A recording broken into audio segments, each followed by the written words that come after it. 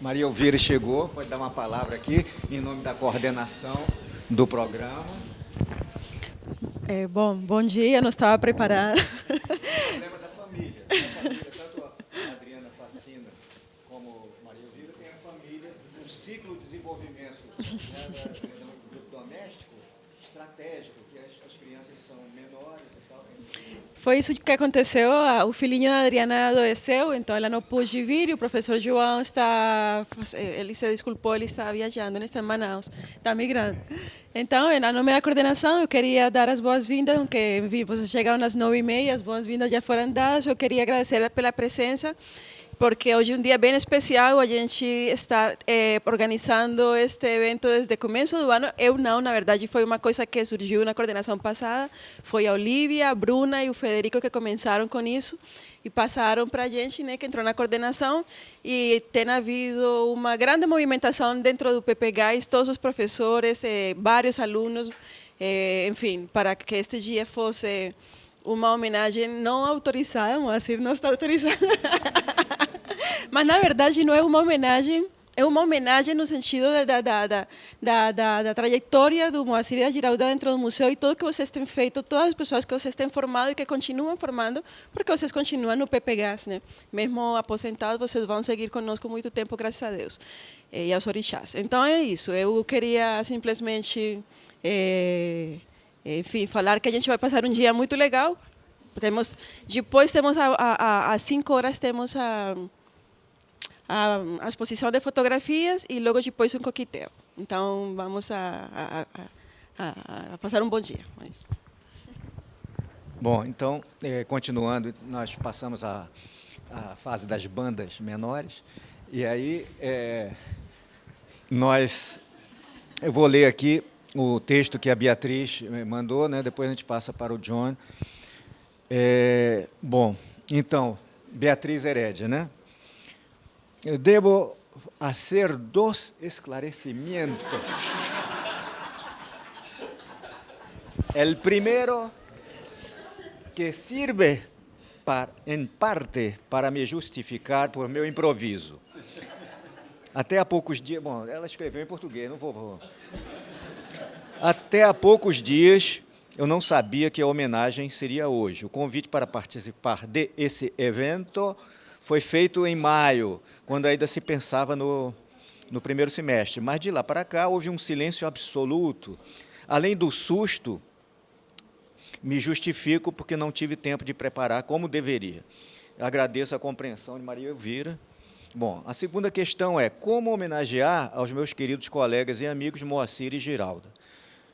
Nós nos homenageamos permanentemente de diferentes maneiras, seja pelas discussões que fazemos de nossos respectivos trabalhos, seja porque cada vez que nos encontramos, brindamos juntos por diferentes motivos, inclusive por nossos 40 anos de amizade pessoal e diálogo profissional. De fato, conheci Moacir no ano de 19... Ela botou 1071, mas eu tive que corrigir. Um erro de datilografia. De 1971, e a Giralda logo em seguida, já quando o programa veio para o museu em 1973. Já estava, né? Mas enfim, foi há muito tempo. Foi para o Centro Latino-Americano e voltou em 73. Em 72, 73, e em ambos os casos foi a identidade e a identificação com a perspectiva profissional que nos tornou amigos. Mas isto é história para vocês. No caso de Moacir, a quem homenageio hoje, falar de campesinato e de migração é falar de sua história, mas também é falar de nossa história em comum, e hoje falarei de como tratamos migração num artigo recente que escrevemos juntos. Esse tema é muito caro a Moacir e partiu dele para todos nós. É uma homenagem aqui no sentido feudal, assim, da vassalagem de todos nós, partiu dele para todos nós. É uma homenagem nossa no sentido... Lembro que quando voltamos do campo, o grupo que tinha se reunido ao seu redor para estudar a Plantation no ano de 1971, Diariamente almoçávamos no museu. Olha só como a importância da cantina, os mitos, os vários pontos, né, em que os mitos vão se repetindo. A comida naquele tempo era horrorosa. É perpétua, você vê que é uma coisa que se repete, né? E para gratificar, não são só nossos entrevistados que repetem as coisas, a gente vai formando aquela coisa suficiente para provar, né? Aqui a coisa também se passa assim. A comida, para gratificarmos e suportar mais o calor, não tinha ar-condicionado, que invadia o restaurante e as nossas salas de trabalho, então sem ar-condicionado, corríamos para a barraquinha de sorvete. Olha aí. Ele não mentiu, hein? Ou então tem dois que estão mentindo, combinaram. Para a barraquinha de sorvete que estava localizada na frente do museu. Obsessivos que estávamos com os dados que trazíamos do campo e as discussões permanentes entre nós, Moacir, Lígia, Sérgio, Marie França, Afrânio, Rosilene e eu, era suficiente topar com um nordestino para continuar a nossa conversa com eles, pois essas pesquisas e a experiência de vida que ela trouxe a cada um de nós, por diferentes razões, nos invadia por completo. Assim, ficamos sabendo que o proprietário da barraca era um paraibano. Perguntado sobre o tempo que fazia que morava no Rio, nos respondeu: eu estou aqui, mas moro em Bananeiras, ou sei lá, e citou algum lugar do interior da Paraíba. O morar, como ele bem assinalava, era onde se tinha um pedaço de terra e a sua família. O estar na cidade era vivido como provisório, mesmo que essa estância se prolongasse ao longo do tempo. O dono da barraca estava no Rio fazia 20 anos. Seu desejo, mesmo que nem sempre cumprido, era reunir dinheiro e voltar para a terra. Essa experiência se repetia sem parar. Assim, seguindo essa preocupação, Afrânio e eu, nas nossas dissertações de mestrado, que tinham como tema o trabalho familiar, mencionávamos que aqueles membros da família que saíam da terra deixavam ela nas mãos da família, com os irmãos que nela ficavam evitando vendê-la. Eu tinha colhido dados que falavam que os atores sociais, por mim pesquisados, consideravam como parte de sua família aqueles membros, filhos que saíram e que mantinham uma relação com a família, seja através de cartas, envio de presentes e, quando se podia, visitas. Foi nos marcos do projeto Emprego e Mudança Socioeconômica do Nordeste, onde Moacir desenvolveu e sistematizou a reflexão sobre migração junto a Alfredo Wagner. Nesse trabalho é explicitado o corte com aqueles modelos baseados no que a literatura corrente pensava, ou ainda pensa, como aspectos relevantes para entender a migração. Ao pensar a migração, assinalam como central para sua compreensão os fatores de expulsão e atração, o que expulsa os indivíduos de seus lugares de origem, por um lado, e, ao mesmo tempo, a atração que a cidade fornece. Nessa forma de perceber a migração, o foco é o indivíduo isolado, e a migração é vista como uma certa adequação às exigências no mercado de trabalho, em termos de oferta e demanda. Assim, a família, as relações entre os membros que saem e os que ficam, como se escolhem, e os que saem, em que momento, etc., nada disso era levado em conta.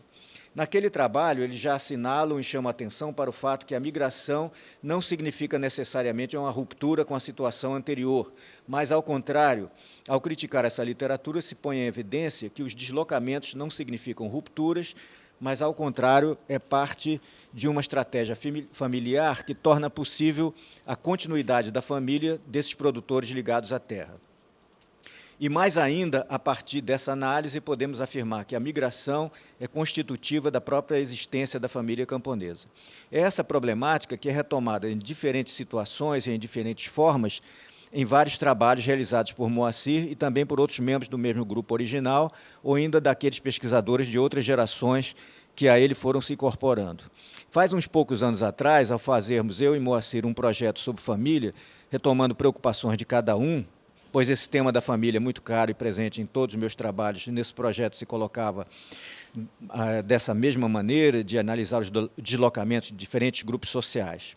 Além disso, também se discutia a ideia corrente no senso comum e na literatura que a legitima, que, ao falar em família, falam em território, família localizada num único espaço, quando, na verdade, se faz parte da família, mesmo seus membros estando fisicamente separados, dispersos ao longo do território nacional.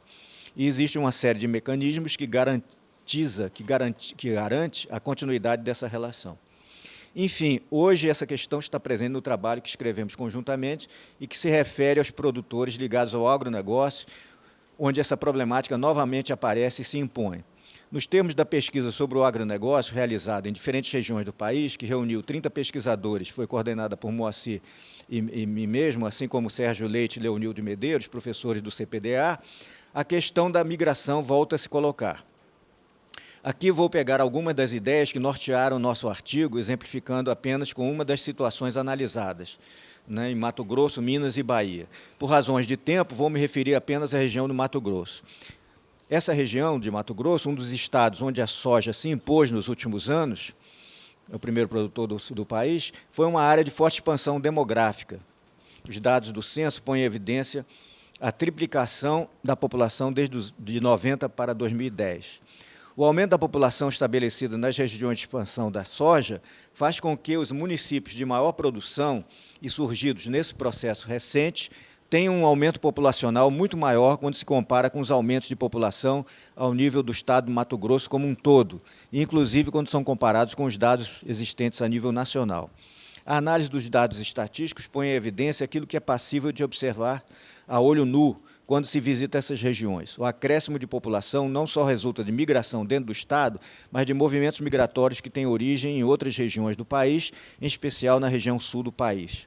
Sempre que se faz referência à história da ocupação das áreas de Mato Grosso, onde hoje impera o agronegócio, se diz tratar-se de uma história recente, que tem início nos anos 80, ligadas às populações que chegam à região oriundas do sul do país, e que, estabelecendo-se no lugar, introduziram um tipo de produção que se tornará característica do agronegócio. Na região pesquisada, a nova ocupação do território, que não era nova, mas que assim é reconhecida pelo grosso da literatura, foi feita com deslocamentos de populações do sul do país, isto é, de pequenos produtores em busca de terra, com vistas a melhorar suas condições de vida. No caso do Mato Grosso, segundo a versão dominante, são os gaúchos, denominação genérica, utilizada para designar os pequenos produtores oriundos de diferentes regiões do sul do país e que primeiro chegam à região nesse novo processo de ocupação. Se tomarmos a microrregião onde os municípios de Sorriso e Lucas de Rio Verde são os que concentram a produção de soja, são criados a partir dos anos 90. Observamos que, em 1970, a população era de 5.692 habitantes e, no ano 2000, a população ascendia a 101 mil habitantes. Os dados censitários mostram que, em termos numéricos, no Mato Grosso, a massa da população originária de diversas regiões do sul do país é anterior à chegada dos maranhenses, isto é, a massa de trabalhadores assalariados provenientes de todo o Nordeste em geral e do Maranhão em particular. De fato, a chegada dos maranhenses tem seu ápice nos anos 90, momento de instalação maciça das fazendas em que a abertura de terras que significava o desmatamento necessário para o plantio em grande escala, demandava grande quantidade de mão de obra.